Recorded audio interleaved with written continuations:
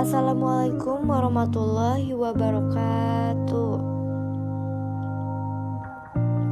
Sebelumnya, kami ingin mengucapkan banyak-banyak terima kasih kepada dosen pengampu mata kuliah Aspek Hukum Ekonomi, Bapak Anton Aulawi, SHIMH, yang telah memberikan kesempatan kepada kelompok kami untuk sedikitnya memberikan ilmu atau memaparkan dan menjelaskan terkait materi tentang pendirian PT atau perseroan terbatas.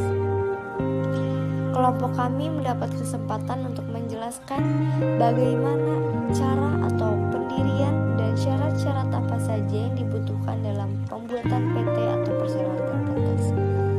Sebelum itu, izinkan saya memperkenalkan anggota-anggota daripada kelompok saya atau kelompok 1. Anggota yang pertama itu ada Aris Setiawan dari Prodi Pendidikan Akuntansi semester 2. Yang kedua ada Afra Resfainiza dari Prodi Pendidikan Akuntansi semester 2. Selanjutnya ada Caca Afrianiza dari Prodi Pendidikan Akuntansi semester 2. Cinta Tasya dari Prodi Pendidikan Akuntansi, Della Maulia Putri pun dari Pendidikan Akuntansi, dan Leoni Devianti Kasari dari Prodi Pendidikan Akuntansi, Fakultas Ilmu Pendidikan Ekonomi dan Kesehatan. Mungkin selanjutnya kita akan langsung ke inti pembahasannya, yaitu syarat-syarat dan bagaimana cara dalam pembuatan PT atau perseroan terbatas. Selamat menyaksikan dan selamat menyimak, teman-teman.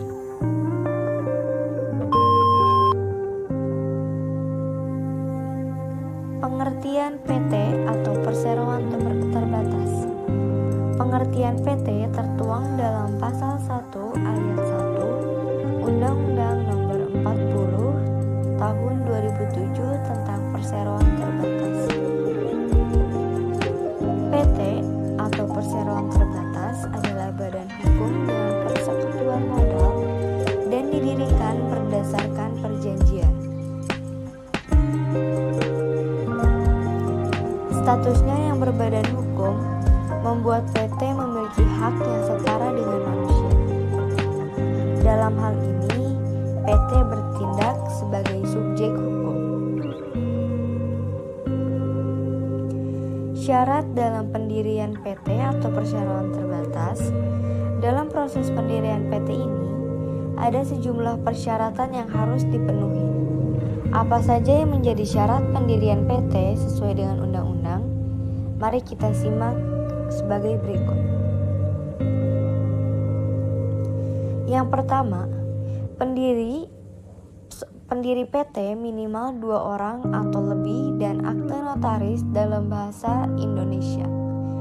2. Struktur pengurus minimal terdiri dari 1 direktur dan 1 komisaris. 3. Untuk PT lokal PMDN, pemilihan nama PT terdiri atas 3 suku kata dan tidak boleh mengandung kata asing. 4.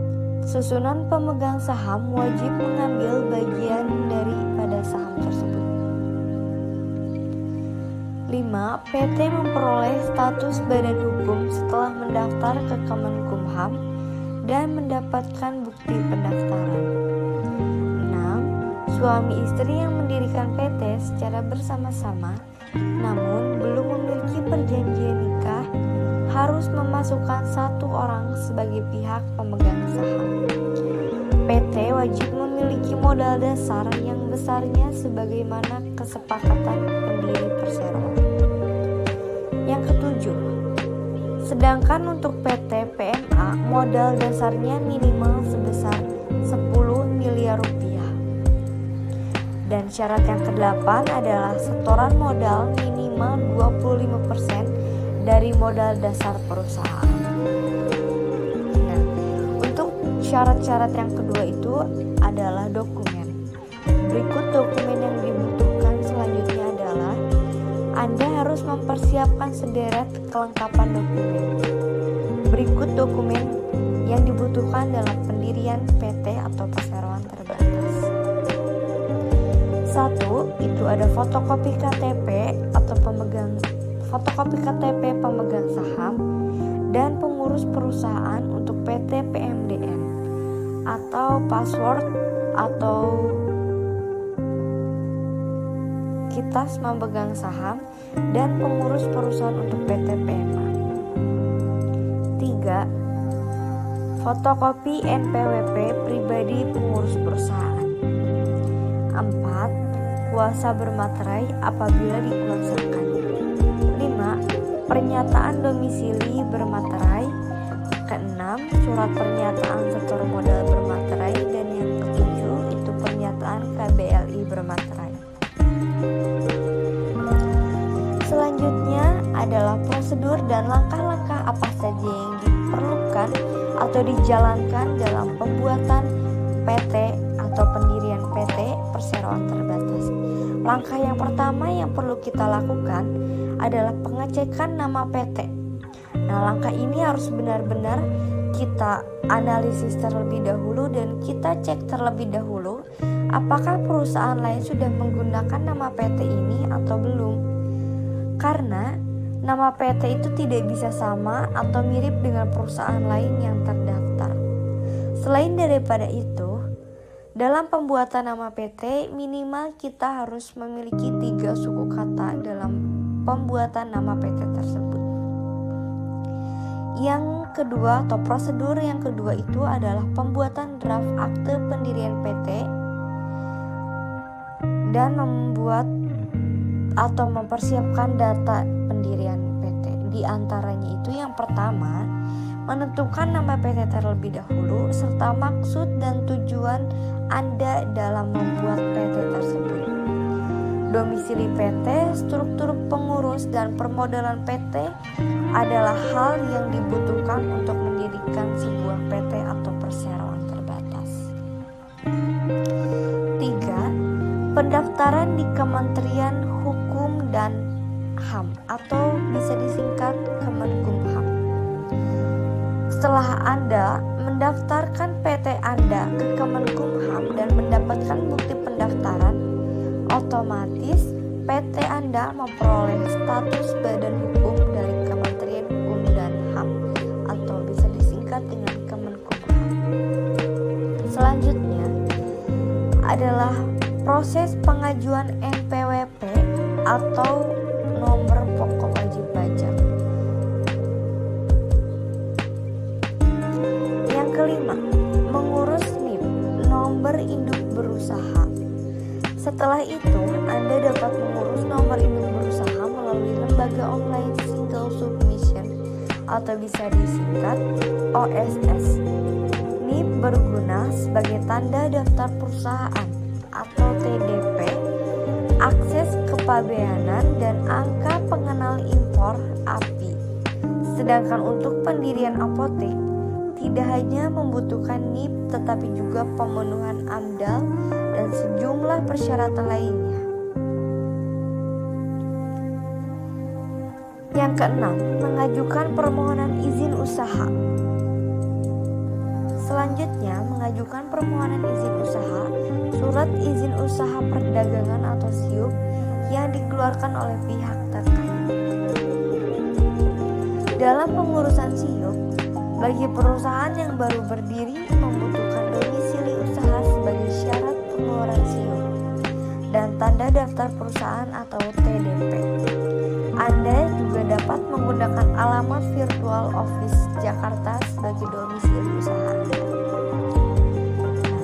Selanjutnya itu adalah manfaat daripada pendirian PT atau perseroan terbatas. Apa saja sih manfaat mendirikan PT? Berikut ini manfaat dari mendirikan PT atau perseroan terbatas. Yang pertama, itu dilindungi undang-undang. Perusahaan yang berbentuk PT mendapatkan kepastian hukum dalam berbisnis. Hal ini karena perusahaan tersebut dilindungi oleh undang-undang. Selain itu, nama PT dilindungi hukum, sehingga pihak lain tidak dapat menggunakan nama yang sama atau mirip dengan nama PT Anda. Yang kedua, perusahaan lebih profesional dengan perusahaan berbentuk PT, sehingga dapat menarik kepercayaan konsumen, investor, dan mitra bisnis Anda. Jadi, ketika Anda mendaftarkan perusahaan Anda atau mendirikan sebuah PT, otomatis konsumen akan lebih percaya dengan perusahaan Anda karena perusahaan Anda sudah tercatat di Kemenkumham. Yang ketiga, sistem kepemilikan badan usaha lebih jelas. Bila salah satu pemilik PT ingin menjual kepemilikannya, alhasil akan lebih mudah mengurusnya.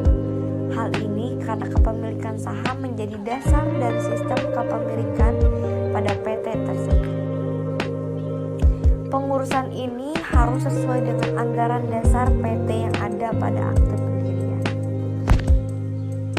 Yang keempat, perusahaan dapat bekerja sama dengan pihak asing.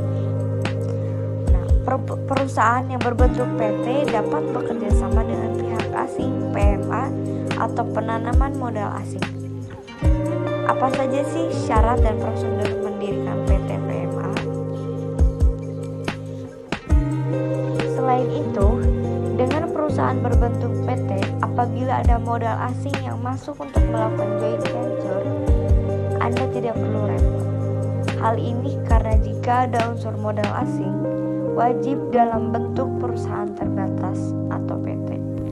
Sesuai dengan pasal 5 ayat 2 Undang-Undang Penanaman Modal mewajibkan setiap penanaman modal asing untuk dilakukan terhadap badan usaha PT berdasarkan hukum Indonesia dan berkedudukan di dalam wilayah negara Republik Indonesia.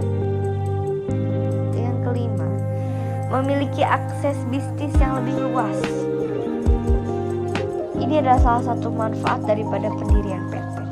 Bagi Anda yang ingin melakukan ekspansi perusahaan, akan memiliki kebebasan melakukan aktivitas bisnis, juga jenis atau bidang usaha serta wilayah operasional menjadi lebih luas.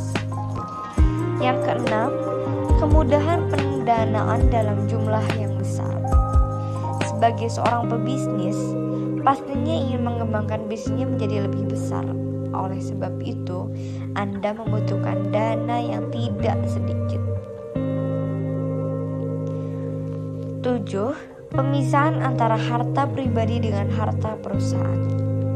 Bila perusahaan terbatas mendapat keuntungan atau mengalami kerugian, kewajiban sebagai modal yang disetorkan. Karena itu, harta pribadi masing-masing pemegang saham tidak akan tersentuh oleh kerugian perusahaan. Bila perusahaan mengalami kerugian, maka dapat meminta pertanggungjawaban sampai harta pribadi pemilik. Pasal 3 ayat 1 Undang-Undang Nomor 40 Tahun 2007 tentang perseroan terbatas menyatakan bahwa para pemegang saham tidak bertanggung jawab secara pribadi atas tindakan PT, dan perikatan yang dilakukan oleh PT melebihi dari saham yang dimiliki oleh masing-masing pemegang saham. Nah, berikut adalah biaya pembuatan daripada PT atau perseroan terbatas. Sebetulnya tidak ada batasan standar mengenai biaya pendidikan PT ini. Akan tetapi, kisaran pendirian PT yang diperlukan tidak sampai lebih dari 11 juta rupiah. Biaya ini pun masih bervariasi sesuai dengan layanan yang Anda inginkan. Biaya untuk pendirian PT pada tahun 2007 ini berkisar antara 3,5 juta sampai dengan 8 juta rupiah.